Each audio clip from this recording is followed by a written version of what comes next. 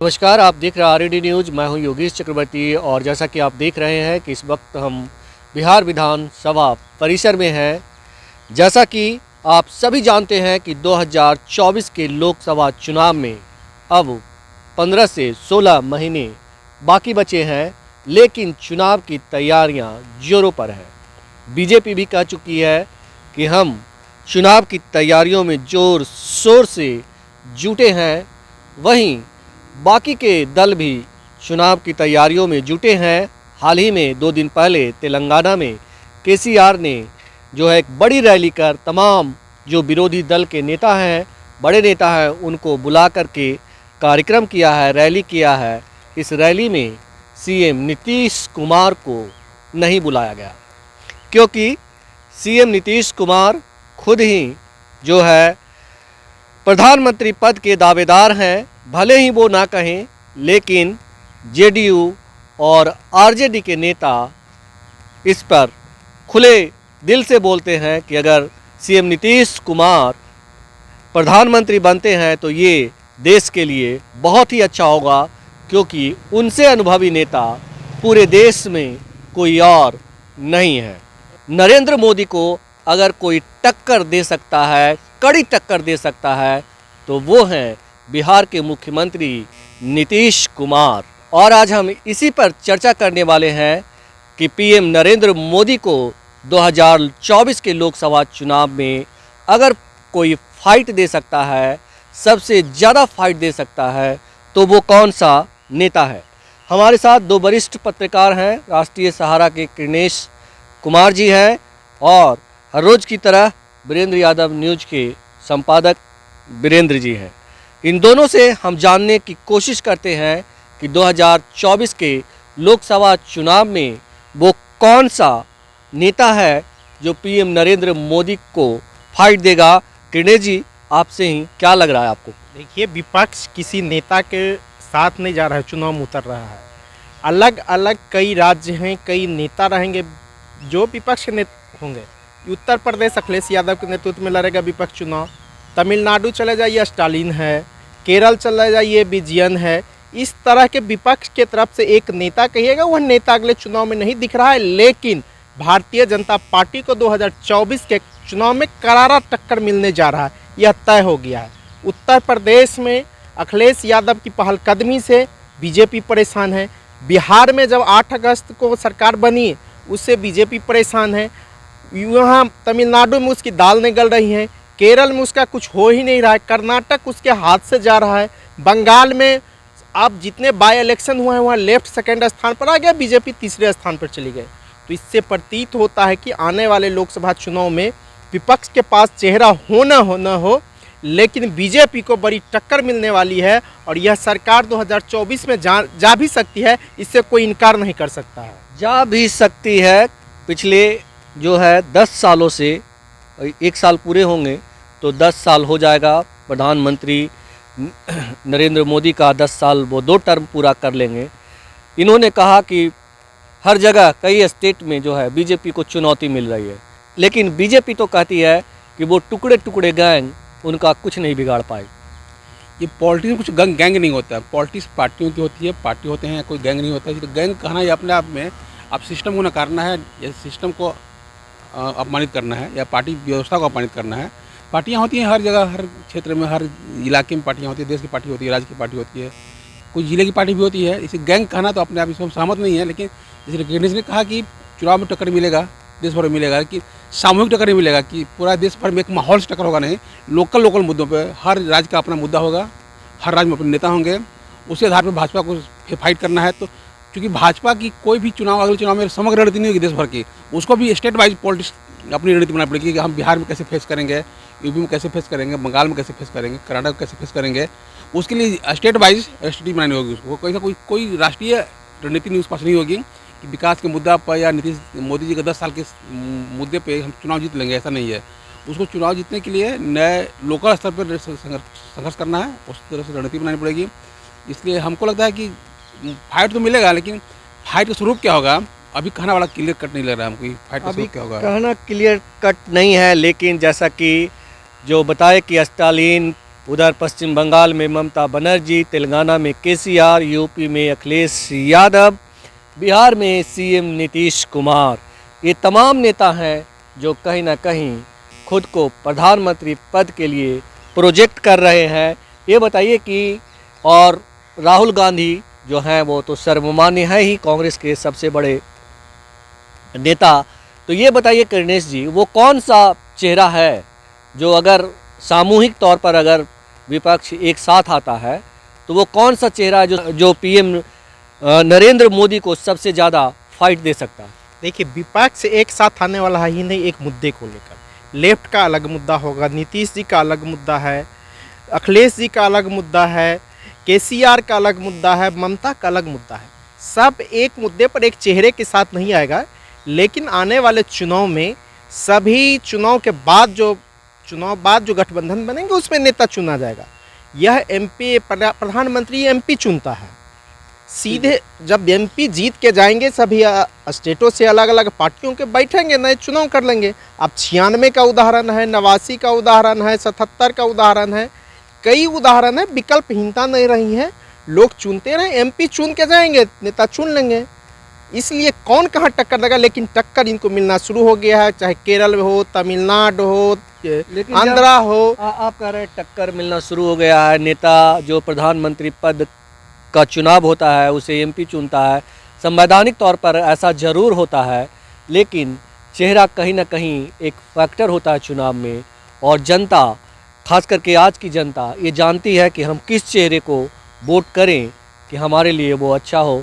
ऐसे में तो फिर जब टुकड़े टुकड़े हो जाएंगे, अलग अलग हो जाएंगे, तो स्वाभाविक है बीजेपी को इसका फ़ायदा मिलेगा। देखिए, बीजेपी को कोई फ़ायदा नहीं मिलने जा रहा है। एक चेहरा बीजेपी के पास है, लेकिन आज बीजेपी हिंदू मुस्लिम करना छोड़ दे, जनता के सवालों पर अब जनता क्यों उसको वोट दे। हिंदू मुस्लिम लास्ट में आ जाता है। पिछले चुनाव में आप देखे होइएगा, एक हमला होता है उसको समर्थन आ जाता है। कहीं न कहीं घूम के बीजेपी आती है हिंदू मुस्लिम पर, जनता के सवाल आते हैं। देखिए, अब ये प्रधानमंत्री अन्न योजना को ये बंद किया, आटा के 35 से 40 रुपये चले गए। अडानी को फ़ायदा हो रहा है, दूसरे लोगों को फ़ायदा हो रहा है। वहाँ जब जनता के सवाल लेकर आएंगे, ये हिंदू मुस्लिम छोड़ दें, तो स्वतः ही सत्ता से बाहर चले जाएंगे, दूसरे लोग आएंगे। हर स्टेट का अलग अलग मुद्दा होगा और बीजेपी को टक्कर लोग दे रहे हैं, सड़कों पर देख रहे हैं। लेकिन आज जो मीडिया हाउस है, बड़े हाउस है, उस तक दिखा नहीं रहा है। कांग्रेस लार्जेस्ट बड़ी पार्टी है, राहुल गांधी के नाम पर लोग एक नहीं होंगे, न ममता बनर्जी होंगे के नाम पर होगा, न नीतीश कुमार के नाम पर। जब ये ममता बनर्जी आगे कीजिएगा, लेफ्ट भाग जाएगा। लेफ्ट का कोई पीएम का कैंडिडेट नहीं होगा, लेकिन आने वाले चुनाव में उसके 15 से 20 एमपी जरूर होंगे। इस अखिलेश यादव का उसका भी कुछ है। तो इसलिए एक जो मजबूत आधार बनने जा रहा है, इस सरकार के खिलाफ बन रहा है। और आने वाले चुनाव के बाद जो परिणाम आएंगे, उसके लोग विपक्ष का अपना प्राइम मिनिस्टर का कैंडिडेट चुन लेंगे। उसमें अखिलेश यादव भी हो सकते हैं, नीतीश कुमार भी हो सकते हैं, स्टालिन भी हो सकते हैं, केसीआर भी हो सकते हैं, राहुल गांधी भी हो सकते हैं। इसलिए किस चेहरा, हर स्टेट में तो अलग अलग चेहरा है ही। जी जी। बीजेपी जब बिहार में आती है तो मुद्दा भूल जाती है, लालू परिवार पर हमला करती है। लेकिन हम इस बात पे चर्चा कर रहे हैं कृष्णेश जी की वो कौन सा चेहरा है जो 2024 में, वो कौन सा नेता है जो 2024 में अगर प्रधानमंत्री नरेंद्र मोदी को टक्कर दे सकता है, कहें कि कड़ी टक्कर दे सकता है, जिससे वो बेचैन है, तो वो चेहरा कौन सा है? कोई चेहरा ही नहीं उस तरह का जिसको टक्कर बोले कि 77 की बात थी या 89 की बात थी या 96 की बात थी। उसमें एक पार्टी थी, चाहे जनता पार्टी हो या जनता दल हो या फिर 96 कोई पार्टियाँ थी, कई राज्यों के कई राज्य से लोग जीत के आए थे। लेकिन अभी हर जो भी लड़ाई लड़ रही है भाजपा से, सब लोकल पार्टियाँ हैं। यूपी में अखिलेश यादव हैं, क्योंकि एक पार्टी कांग्रेस पार्टी है, वो आज खुद बहुत कमज़ोर हो गई है।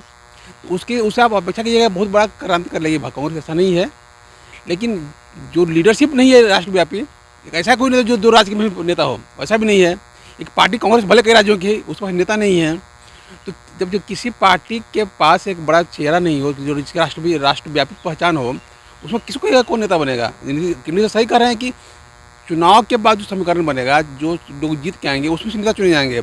अगर बाय द वे भाजपा को बहुमत मिल जाता है पूरा का पूरा, तो विवाद खत्म हो जाएगा अपने आप में। लेकिन जब भाजपा को बहुमत नहीं मिलता है, अन्य पार्टियां बहुत ज़्यादा संख्या लग जाती हैं, तो लोग नेता चुन लेंगे, तो कोई बड़ा मुद्दा नहीं है। लेकिन अभी मुद्दा नेता के लिए का सर कोई भी फेस नहीं है। भाई कांग्रेस में कौन फेस है? कांग्रेस नेता खड़गे जी होंगे कि सोनिया गांधी होंगी कि राहुल गांधी होंगे, कुछ तय नहीं है। सबसे बड़ी पार्टी का कोई जो नेतृत्व तय नहीं है, तो बाकी पार्टियों को अपेक्षा कहाँ से करते हैं कि वो राष्ट्रव्यापी कुछ रणनीति बना पाएगी। हमें नहीं लगता है कि कोई पार्टी, विपक्ष पार्टियाँ राज्यों में जीत सकती हैं कि बिहार से नीतीश जीत जाए, मुलायम जीत जाए, लेकिन स्टेट राष्ट्रव्यापी कोई फेस हो ऐसा नहीं है हमारे हिसाब से। राष्ट्रव्यापी फेस कोई नहीं है और पीएम मोदी के सामने कोई नहीं टिकता है, क्योंकि वो एक ऐसे चेहरे हैं, वो जहाँ पे खड़े होते हैं वहीं मोदी के नारे लगने शुरू हो जाते हैं। किन्ने जी, क्या नीतीश कुमार ऐसे चेहरे हैं जो मतलब सबसे ज़्यादा, या यूँ कहें कि जब से वो महागठबंधन के हिस्सा बने हैं उससे बीजेपी की बेचैनी बढ़ गई है? बीजेपी के बेचैनी नीतीश कुमार नहीं है, बीजेपी के बेचैनी वोट का है। जब ये बिहार में नीतीश जी इधर आ गए हैं, महागठबंधन के साथ है, तो नीतीश जी के साथ 12 से 15% वोट है। जब ये 12 से 15% वोट इधर आएगा, महागठबंधन के पास 35% वोट, तो 50% वोट है। तो बीजेपी का बिहार में सफाई होना, बीजेपी इससे बेचैन है जो 40 सीट में, अभी 39 सीट पिछले चुनाव में बीजेपी गठबंधन के साथ गई थी, उसमें 16 को नीतीश जी का है। तो इसलिए बीजेपी बेचैन है, जो नीतीश जी इधर चलेगा तो बिहार में हमारा सफाई हो जाएगा। अखिलेश जी यूपी में कर देंगे तो यूपी और बिहार होके जो दिल्ली की रास्ता तय होती है वह बिहार में रुक जाएगी। तो बीजेपी इससे परेशान है। और हाल के दिनों में आप बीजेपी लोगों का बयान भी सुन रहिएगा, जो नीतीश जी हमारे पाले में जनता को दिग्भ्रमित करने के लिए लोग बोल रहे हैं, लेकिन ये होने वाला नहीं है। और बिहार में बीजेपी को बड़ा टक्कर मिलने वाला। और बीजेपी अलायंस के पास भी अकेले नहीं है, बीजेपी पूरे देश के अंदर में आप बात कर रहे हैं कि नीतीश मोदी का कोई टक्कर नहीं है, तो मोदी जी अकेले नहीं, करीब 3 दर्जन पार्टियां उसके साथ हैं। साथ ही साथ तमिलनाडु में उसकी दाल नहीं गलती है, कि केरला में नहीं है, कर्नाटका में कुछ है, लेकिन आने वाले विधानसभा चुनाव में उसका सफाया होने वाला है। आंध्र प्रदेश में वही हाल है। दक्षिण भारत में तो वो सफाया है, वो तो देश के नेता हैं कहाँ। उत्तर भारत के, जिसको हिंदी पट्टी या गोबर पट्टी कह के जाना जाता है, उस इलाके से उसकी सीटें कुछ ज़्यादा आ रही हैं। लेकिन जब यह सीटें बिहार गड़बड़ाएगा, झारखंड की 14 सीटें हैं, वहाँ पर अमित शाह गए, जो जब हेमंत सोरेन नौकरी नहीं दे रहे तो उसको सत्ता में रहने का सवाल नहीं। तो यही सवाल जब देश की जनता नरेंद्र मोदी से करेंगे कि आप 2 करोड़ लोगों को हर साल नौकरी देने का वादा किया था, जब आप नौकरी नहीं दे रहे तो आपको सत्ता में रहने का अधिकार नहीं है, जब यही नारा पूरे देश में गूंजेगा तो उसका जवाब वो कहाँ से देंगे। इसलिए वो घूम फिर के हिंदू मुसलमान करेंगे, और जिस स्टेट में जाएंगे उस लोकल पार्टियों पर हमला करेंगे। वो हमला करेंगे बिहार में नीतीश कुमार पर, लालू प्रसाद पर करेंगे। उत्तर प्रदेश जाएंगे तो अखिलेश पर करेंगे हमला। तेलंगाना जाएंगे केसीआर पर हमला करेंगे। तमिलनाडु जाएंगे स्टालिन पर हमला करेंगे। पश्चिम बंगाल जाएंगे ममता बनर्जी पर हमला करेंगे। उनके जो कुछ इर्द गिर्द रहने वाले हैं उन पर हमला नहीं करेंगे, जैसे बीजू जनता दल के नेताओं पर हमला नहीं करते, क्योंकि मौका बेमौका उसको समर्थन करते रहते हैं। इसलिए उसकी लड़ाई है हर जगह अलग से। मैंने बड़ा, आप देखिएगा, एक वीर कुंवर सिंह पर एक बड़ा प्रोग्राम हुआ था बिहार के आरा में, और पैकेज उकेज अमित शाह बोलते बोलते बोलते कहाँ आ गए, लालू परिवार पर। तो उसका मुद्दा कुछ नहीं रहेगा, उसका मुद्दा आएगा लालू परिवार, उसका मुद्दा आएगा अखिलेश, उसका मुद्दा आएगा केसीआर। वह कोई राष्ट्रीय मुद्दे पर चुनाव नहीं लड़ना चाहता, वह हिंदू मुस्लिम। आज बिहार के शिक्षा मंत्री ने क्या कहा, बंच ऑफ थॉट की बात की, मनुस्मृति की बात की, उसको बीजेपी वालों ने साइड कर दिया, लेकिन रामायण को उठा के ला रहे हैं। तो इसकी राजनीति कहीं से न कहीं हिंदू मुस्लिम पर आता है। वही आगे बनने वाले चुनाव में इसको टक्कर मिलेगा, और मजबूत टक्कर मिलेगा। बिहार में कहीं यह न हो जाए कि 30 से 35 सीटें उसके हाथ से न निकल जाए, वह 2-4 सीटें पर बीजेपी न बिहार में। इसलिए बीजेपी की बेचैनी काफ़ी बढ़ गई है। इसीलिए बीजेपी की बेचैनी बढ़ी हुई है कि कहीं जो है सीटें 4 से 5 पे ना आ जाए। बीजेपी पहले दावा कर रही थी कि वो 40 में 40 सीटें जीतेगी, लेकिन हाल ही में बीजेपी के प्रदेश अध्यक्ष जो हैं संजय जायसवाल, उन्होंने उसकी संख्या घटाकर 36 कर दी है। और कई रणनीतिकार हैं जो कहते हैं कि आने वाले दिनों में बीजेपी के नेता जो हैं ये संख्या में और कमी करेंगे। सर ये बताइए कि जिस तरह से जेडीयू के लोग हैं, नेता हैं, जो अक्सर कहते हैं कि सीएम नीतीश क्यों नहीं बन सकते प्रधानमंत्री, क्योंकि उनमें प्रधानमंत्री बनने की तमाम काबिलियत है। 20 साल तकरीबन वो मुख्यमंत्री रहे हैं, केंद्रीय मंत्री कई बार रहे हैं, विधायक रहे हैं। तो ये सब और जो एक्सपीरियंस उनके पास है, आज देश में मौजूद किसी नेता के पास नहीं है। इवन कि प्रधानमंत्री नरेंद्र मोदी के पास भी सीएम नीतीश जितना एक्सपीरियंस नहीं है। तो क्या इसका फायदा मिलेगा सचमुच क्या नीतीश जी को? इसमें नीतीश जी के पास अनुभव क्या है, मोदी जी के पास अनुभव कोई मुद्दा ही नहीं है। दोनों का अपना अपना पॉलिटिकल स्टैंड है, अपना अपना कैरियर है, वो अलग बात रही। जैसे पीएम की बात है तो पीएम कोई बन सकता है, आप बन सकते हैं, हम बन सकते हैं, तो सकता है जिसकी उम्र 25 साल है देश में पीएम बन सकता है। जी जी। तो पीएम मटेरियल क्या होता है? सवाल है कि पीएम मटेरियल होता क्या है कि भाई पीएम भाई योग्यता किसमें नहीं है। जिसको देश में वोट देने का अधिकार है 25 साल के होने, उसको पीएम बनने का अधिकार है उसके पास में। बनता कैसे है, बनता किन परिस्थितियों में है, नहीं बनता ही निर्भर करता है ना। मोदी जिस दिन पीएम बने थे तो पहली बार लोकसभा गए ही थे। जब पहली तो उससे पहले लोकसभा देखे भी नहीं थे, लोकसभा कहाँ है दिल्ली में। जी। तो जब अनुभवहीनता की बात करते तो एकदम अनुभवहीन आदमी थे लोकसभा के हिसाब से कहिएगा। तो जब सीएम बने थे विधानसभा के पहले कभी नहीं गए थे वो, फिर पीएम सीएम बन गए, बिना विधानसभा गए, बिना लोकसभा गए पीएम बन गए। तो इसका कोई मतलब नहीं है कि कौन कौन कितना अनुभव है। समीकरण क्या पक्ष में बनता है, तो नीतीश जी के पक्ष में समीकरण बिहार के संदर्भ में क्या बनता है, ये बड़ा महत्वपूर्ण है।